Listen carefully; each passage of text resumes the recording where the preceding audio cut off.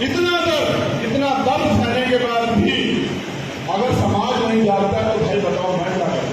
कल मैं भी नहीं रहूंगा, फिर आप कहना कि भाई चलो लड़ाई लड़ो। बेसिक मेरा काम क्या? मेरा काम ये है कि मैं आपको भी बताऊं कि देश हमारे हालात क्या है, जबकि आपको पता है, मुझसे बेहतर पता है।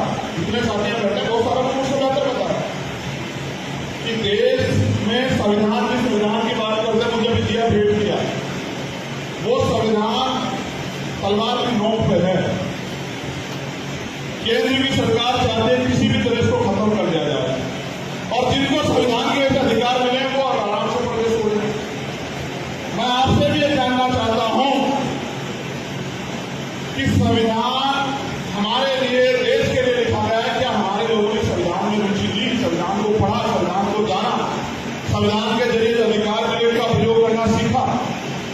तो यहां मैं अपने आप को, अपने समाज को भेद पाता हूं, क्योंकि हम संविधान की भी पूजा ही करते हैं। कहते संविधान के साथ कोई छेड़खानी हो तो ये करते हैं कि संविधान को पढ़ेंगे नहीं। मैं तो आपसे कहना चाहता हूं, आप पढ़ा लिखा खाता पीता समाज में अपने बच्चों की काबिलियत पैदा करो। ये किसी भी कीमत पे आपके रास्ते सुगम नहीं करेंगे, ये आपके रास्तों में कांटे दिखाएंगे। आपको अगर कामयाबी हासिल करनी है तो आपको अपने अंदर जो है काबिलियत पैदा करनी पड़ेगी, और उनके कांटों को चीरते हुए, उखाड़ते हुए आपको आगे बढ़ना पड़ेगा। वरना वो दिन दूर नहीं कि वो गुलामी और राजतंत्र चौराहे पे है भारत के।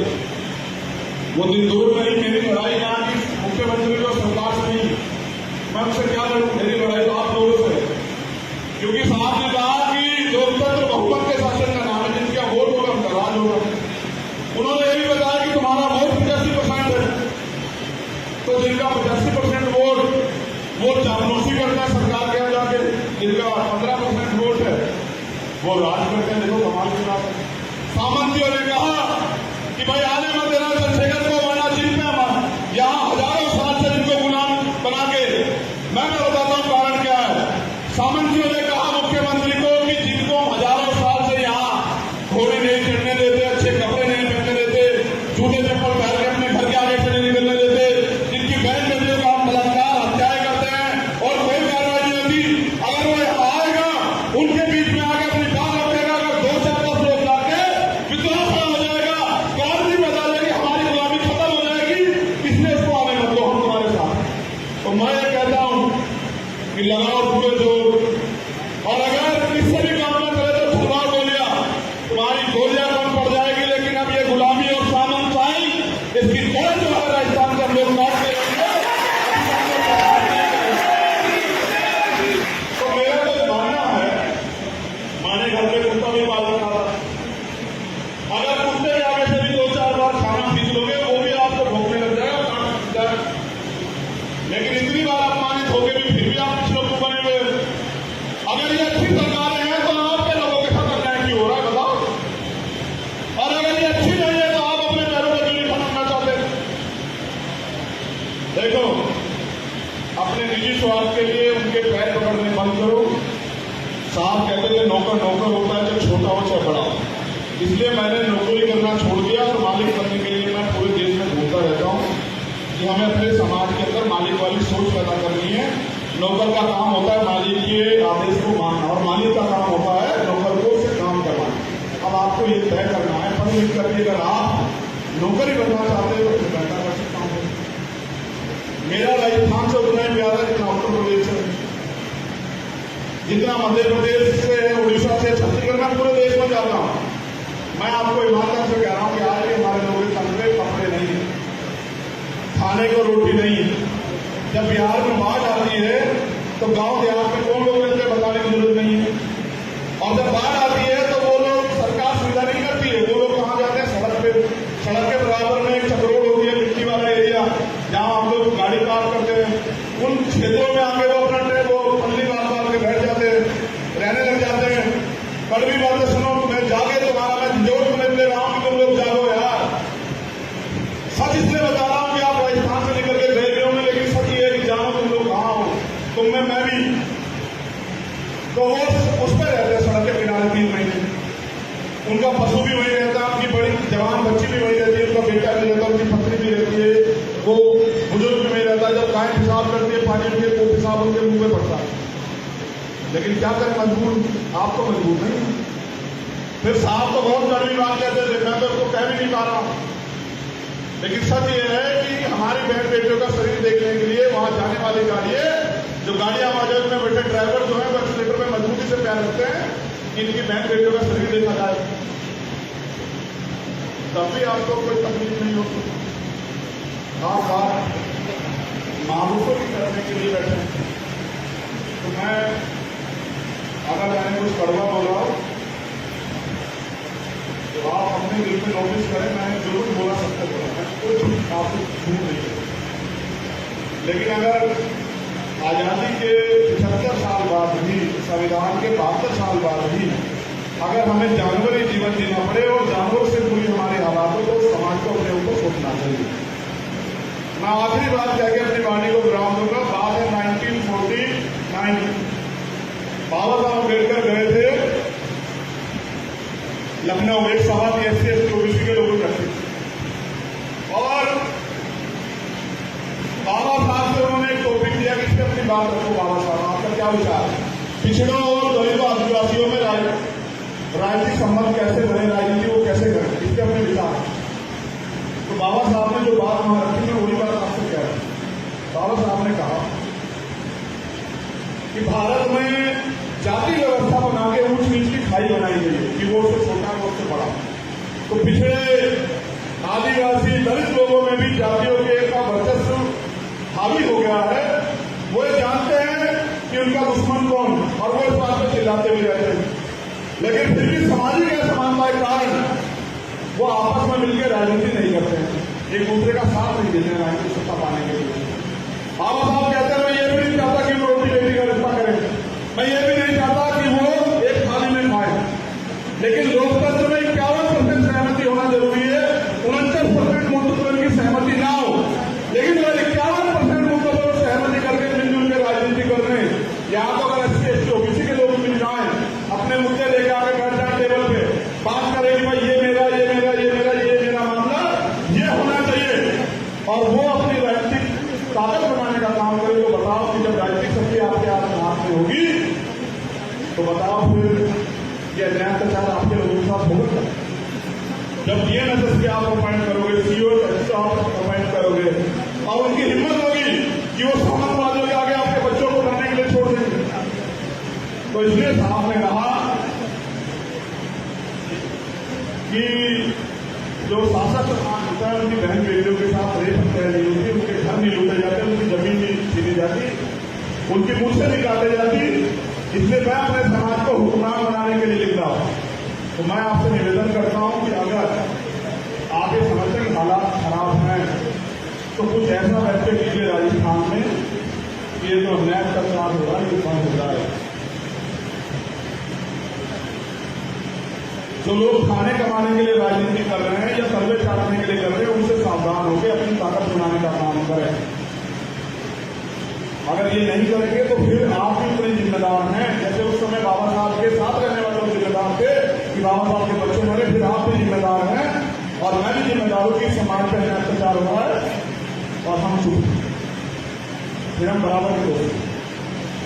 क्योंकि बाबा साहब ने कहा अन्याय करने वाले से अन्याय सहने वाला ज्यादा दोष होता है। तो अन्याय कौन कर रहा है, ताकतवर लोग, अन्याय सह कौन रहा है, हम लोग, दोषी कौन हुआ।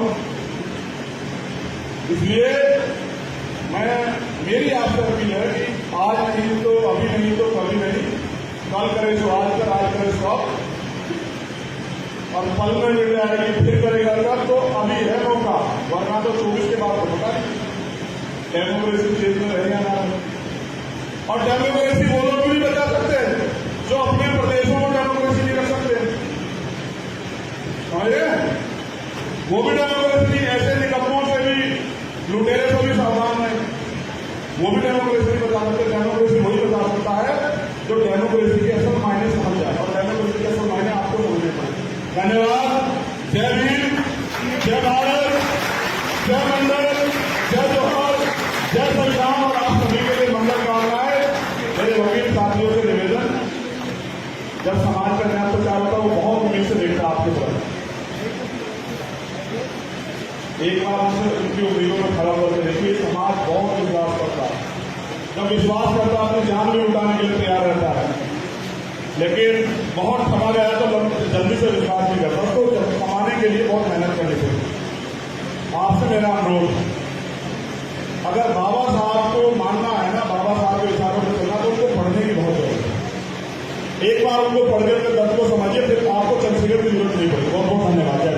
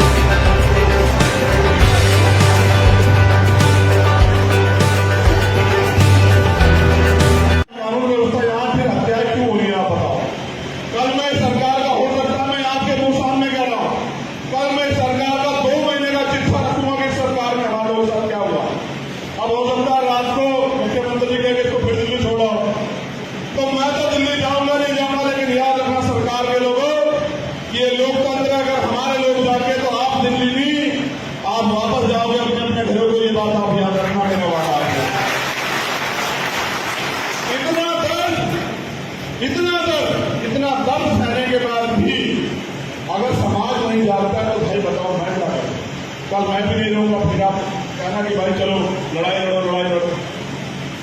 बेसिक मेरा काम क्या है? मेरा काम ये है कि मैं आपको भी बताऊं कि देश हमारे हालात क्या है, जबकि आपको पता है, मुझसे बेहतर पता है। जितने साथियों बैठे बहुत सारा मुझसे बेहतर पता है कि देश में संविधान की बात करते मुझे भी दिया भेंट किया, वो संविधान तलवार की नोक पे है। केंद्र की सरकार चाहते हैं किसी भी तरह इसको खत्म कर दिया जाए, और जिनको संविधान के अधिकार मिले वो आराम से प्रदेश छोड़े। मैं आपसे भी ये जानना चाहता हूं कि संविधान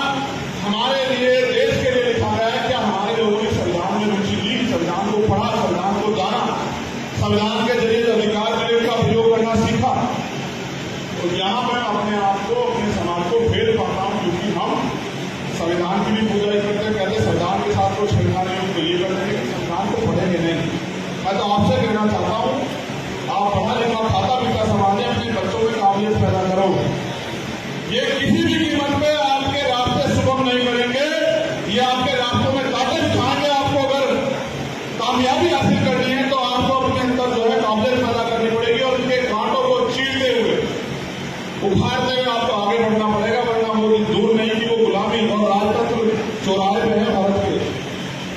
वो दिन दूर नहीं। मेरी लड़ाई यहाँ की मुख्यमंत्री और सरकार से नहीं, मैं उनसे क्या लड़ूं, मेरी लड़ाई तो आप लोगों से है।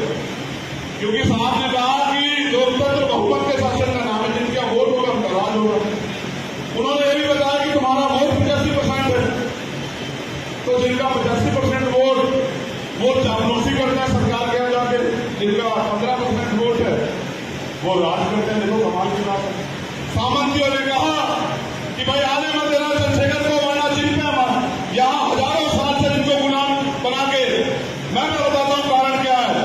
सामंतियों ने कहा मुख्यमंत्री को कि जिनको हजारों साल से यहाँ घोड़े नहीं चढ़ने देते, अच्छे कपड़े नहीं पहनने देते, जूते चप्पल पहन के अपने घर के आगे से नहीं निकलने देते, जिनकी बहन बेटियों का बलात्कार हत्याएं करते हैं और कोई कार्रवाई नहीं होती, अगर वो यहाँ आएगा उनके बीच में आके अपनी बात रखेगा, अगर 2-4-10 लोग लाके विद्रोह खड़ा हो जाएगा, क्रांति पैदा हो जाएगी, हमारी गुलामी खत्म हो जाएगी, इसलिए इसको आने मत दो, हम तुम्हारे साथ।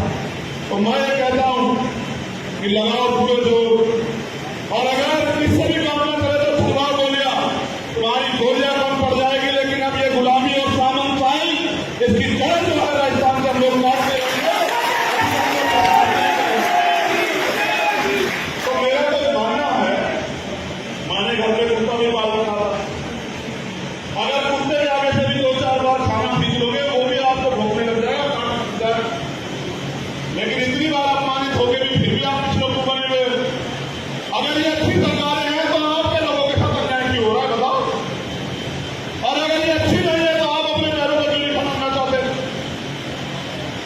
देखो, अपने निजी स्वार्थ के लिए उनके पैर पकड़ने बंद करो। साहब कहते थे नौकर नौकर होता है, जो छोटा हो चाहे बड़ा। इसलिए मैंने नौकरी करना छोड़ दिया और मालिक बनने के लिए मैं पूरे देश में घूमता रहता हूँ कि हमें अपने समाज के अंदर मालिक वाली सोच पैदा करनी है। नौकर का काम होता है मालिक के आदेश को मानना, और मालिक का काम होता है नौकर को उससे काम करवाना। अब आपको ये तय करना है, पढ़ लिख करके अगर आप नौकरी बनना चाहते हो तो फिर घंटा का काम करें। मेरा राजस्थान से उतना ही प्यार है जितना उत्तर प्रदेश से, जितना मध्य प्रदेश से, उड़ीसा से, छत्तीसगढ़ में पूरे देश में जाता हूँ। मैं आपको ईमानदारी से कह रहा हूँ कि आज हमारे लोगों के तंगे कपड़े नहीं है, खाने को रोटी नहीं है। जब बिहार में बाढ़ आती है तो गांव देहात में कौन लोग रहते हैं बताने की जरूरत नहीं है। और जब बाढ़ आती है तो वो लोग, सरकार सुविधा नहीं करती है, वो लोग कहाँ जाते हैं? सड़क पे। सड़क के बराबर में एक चक्रोड होती है, मिट्टी वाला एरिया, जहाँ हम लोग गाड़ी पार करते हैं। उन क्षेत्रों में आके वो अपना वो पल्ली बार के बैठ जाते हैं, रहने लग जाते हैं। कड़वी बातें सुनो, तुम्हें जागे तुम्हारा मैं जोर तुम्हें ले रहा हूँ कि तुम लोग जागो यार। सच इसलिए बता रहा हूं कि आप राजस्थान से निकल के गए होंगे, लेकिन सच ये है कि जानो तुम लोग कहाँ हो। तुम में मैं भी, तो वो उस पर रहते हैं सड़क के किनारे 3 महीने। उनका पशु भी वही रहता है, उनकी बड़ी जवान बच्ची भी वही रहती है, उनका बेटा भी रहता है, उनकी पत्नी भी रहती है, वो बुजुर्ग भी वही रहता है। जब गाय पेशाब करती है पानी के, वो पेशाब उनके मुंह में पड़ता है। लेकिन क्या करें, मजबूर, आप तो मजबूर नहीं। फिर साहब तो बहुत कड़वी बात कहते थे, मैं तो उसको कह भी नहीं पा रहा हूं। लेकिन सच ये है कि हमारी बहन बेटियों का शरीर देखने के लिए वहां जाने वाली गाड़ियां, जो गाड़ियां मौजूद में बैठे ड्राइवर जो है वो एक्सीलेटर में मजबूती से पैर रखते हैं कि इनकी बहन बेटियों का शरीर देखा जाए, तब भी आपको कोई तकलीफ नहीं होती। आप बात मामूलों की करने के लिए बैठे। तो मैं अगर मैंने कुछ कड़वा बोला तो आप अपने दिल में नोटिस करें, मैंने जो कुछ बोला सबको बोला, मैं कुछ आपको झूठ नहीं है। लेकिन अगर आज़ादी के 75 साल बाद भी, संविधान के 72 साल बाद भी अगर हमें जानवरी जीवन जीना पड़े और जानवरों से जुड़ी हमारे हालातों को, समाज को अपने ऊपर सोचना चाहिए। मैं आखिरी बात कह के अपनी वाणी को विराम दूंगा। बात है 1949, बाबा साहब अम्बेडकर गए थे लखनऊ, एक सभा थी SC/ST OBC के लोगों करते, और बाबा साहब से उन्होंने एक टॉपिक दिया कि इस पर अपनी बात रखो। बाबा साहब, आपका क्या विचार? पिछड़ों और गरीब राजनीतिक संबंध कैसे बने, राजनीति वो कैसे करें, इसके अपने विचार। तो बाबा साहब ने जो बात वहां रखी, मैं वही बात आपसे कह रहा हूं। बाबा साहब ने कहा कि भारत में जाति व्यवस्था बना के ऊंच नीच की खाई बनाई गई है कि वो उससे छोटा है, वो उससे बड़ा। तो पिछड़े आदिवासी दलित लोगों में भी जातियों के का वर्चस्व हावी हो गया है। वो ये जानते हैं कि उनका दुश्मन कौन, और वो इस बात पर चिल्लाते भी रहते हैं। लेकिन फिर भी सामाजिक असमानता के कारण वो आपस में मिलकर राजनीति नहीं करते हैं, एक दूसरे का साथ नहीं देते राजनीतिक सत्ता पाने के लिए। बाबा साहब कहते हैं मैं ये भी नहीं चाहता कि वो रोटी बेटी का रिश्ता करें, मैं ये भी नहीं चाहता कि वो एक थाली में खाए। लेकिन लोकतंत्र में 51% सहमति होना जरूरी है, 49% मुद्दों पर की सहमति ना हो। लेकिन अगर 51% मुद्दों पर सहमति करके मिलजुल के राजनीति करने, या तो अगर SC ST OBC के लोग मिल जाए, अपने मुद्दे लेके आगे बैठ जाए टेबल पे, बात करें कि भाई ये मेरा ये मेरा ये मेरा ये मेरा मामला, ये होना चाहिए, और वो अपनी राजनीतिक ताकत बनाने का काम करे। तो बताओ कि जब राजनीतिक शक्ति आपके हाथ में होगी, तो बताओ फिर ये अन्याय अत्याचार आपके लोगों के साथ होगा। जब DNSS पे आप अपॉइंट करोगे, CO आप अपॉइंट करोगे, और उनकी हिम्मत होगी कि वो सामंतवादियों के आगे आपके बच्चों को पढ़ने के लिए छोड़ देंगे। तो इसलिए साहब ने कहा कि जो शासक होता है उनकी बहन बेटियों के साथ रेप हत्या नहीं होती, उनके घर नहीं लूटे जाते, उनकी जमीन नहीं छीनी जाती, उनकी मूछें नहीं काटे जाती। इसलिए मैं अपने समाज को हुक्मरान बनाने के लिए लिख रहा हूं। तो मैं आपसे निवेदन करता हूं कि अगर आगे समझते कि हालात खराब हैं, तो कुछ ऐसा बैठे कीजिए राजस्थान में कि ये जो अन्याय अत्याचार हो रहा है ये बंद हो रहा है। जो लोग खाने कमाने के लिए राजनीति कर रहे हैं या सर्वे चाटने के लिए कर रहे हैं, उनसे सावधान होकर अपनी ताकत बनाने का काम करें। अगर ये नहीं करेंगे तो फिर आप भी उतने जिम्मेदार हैं, जैसे उस समय बाबा साहब के साथ रहने वाले लोग जिम्मेदार थे कि बाबा साहब के बच्चे मरे, फिर आप भी जिम्मेदार हैं, और मैं भी जिम्मेदार हूं कि समाज का अत्याचार हुआ है और हम चुप, फिर हम बराबर के लोग। क्योंकि बाबा साहब ने कहा अन्याय करने वाले से अन्याय सहने वाला ज्यादा दोष होता है। तो अन्याय कौन कर रहा है? ताकतवर लोग। अन्याय सह कौन रहा है? हम लोग। दोषी कौन हुआ? इसलिए मेरी आपसे अपील है कि आज नहीं तो अभी नहीं तो कभी नहीं, कल करे सो आज कर, आज करे सो अब, और पल में मिल जाएगी फिर करेगा कर, तो अभी है मौका, वरना तो 24 के बाद तो पता नहीं डेमोक्रेसी देश में रह जाना है। और डेमोक्रेसी वो लोग भी नहीं बचा सकते जो अपने प्रदेशों में डेमोक्रेसी नहीं रख सकते, समझे? वो भी डेमोक्रेसी ऐसे निकम्मों से भी, लुटेरे से भी सावधान है, वो भी डेमोक्रेसी नहीं बचा सकते। डेमोक्रेसी वही बचा सकता है जो डेमोक्रेसी के असल मायने समझ जाए, और डेमोक्रेसी के असल मायने आपको समझने पड़े। धन्यवाद। जय भीम, जय भारत, जय मंडल, जय जोहर, जय संविधान, और आप सभी के लिए मंगल कामनाएं। मेरे वकील साथियों से निवेदन, जब समाज का न्याय प्रचार होता है वो बहुत उम्मीद से देखता है आपकी तरफ। एक बार उनकी उम्मीदों में खड़ा होकर देखिए, समाज बहुत विश्वास करता है।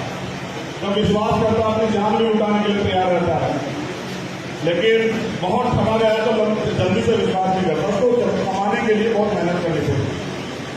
आपसे मेरा अनुरोध, अगर बाबा साहब को मानना है ना, बाबा साहब के विचारों पर चलना, तो उनको पढ़ने की बहुत जरूरत है। एक बार उनको पढ़ के दर्द को समझिए, फिर आपको चंद्रशेखर की जरूरत नहीं पड़ेगी। बहुत बहुत धन्यवाद।